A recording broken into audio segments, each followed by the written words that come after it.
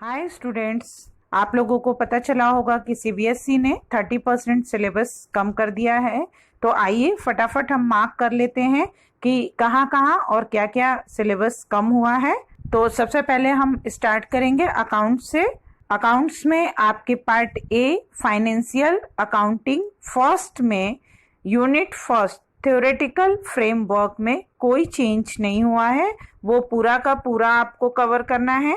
Unit 2 में accounting process में आपका बैंक रिकाउंसिलेशन का चैप्टर हटा लिया गया है। जब आप सिलेबस देखेंगे तो सिलेबस में ये सिर्फ 2 लाइनों का चैप्टर है, लेकिन अगर आप इसका लेक्चर वेटेज देखेंगे तो ये अराउंड 15 पीरियड्स का है। ये एक पूरा क्वेश्चन होता था जो कि हर साल एग्जामिनेशन में इम्पोर्टेंट होता था। तो अब ये सिलेबस से हटा लिया गया है, लेकिन बिल ऑफ एक्सचेंज अभी भी आपके सिलेबस में है। इसका पार्ट रिड्यूस किया गया है और अब इसमें रिटायरमेंट ऑफ बिल और रिन्यूअल ऑफ बिल का टॉपिक आपको नहीं करना है। इसी तरीके से पार्ट बी फाइनेंशियल अकाउंटिंग 2 में unit 3 financial statement of sole proprietorship में से लास्ट में जो सिर्फ डिफरेंस बताने का टॉपिक था, difference between accounts from incomplete records and statement of affairs, ये टॉपिक हटाया गया है, जबकि पूरा चैप्टर आपको लगभग कवर करना है। हाँ, लेकिन एक बिग रिलीफ है कि आपको कंप्यूटर इन अकाउंट यूनिट 4 को पूरी तरीके से हटा लिया गया है। इसमें से सिर्फ थोड़ा सा पार्ट आपको पढ़ना है, जिसमें introduction to computer element capabilities limitation of computer system है। और साथ ही साथ फाइनली आपके जो प्रोजेक्ट वर्क के लेक्चर हैं उसमें 5 लेक्चर रिड्यूस किया गया है। अब हम बात करेंगे बिजनेस स्टडी की। इसमें फर्स्ट यूनिट बिल्कुल सेम है। सेकेंड यूनिट में एक छोटा सा पार्ट डिलीट हुआ है, choice of form of business organisation. Third unit में आपको पब्लिक एंड प्राइवेट कंपनी के बारे में पढ़ना है। ग्लोबल कंपनी और you can say multinational company का टॉपिक हटा दिया गया है। यूनिट 5 में ई कॉमर्स है, बीपीओ हटा लिए गए हैं।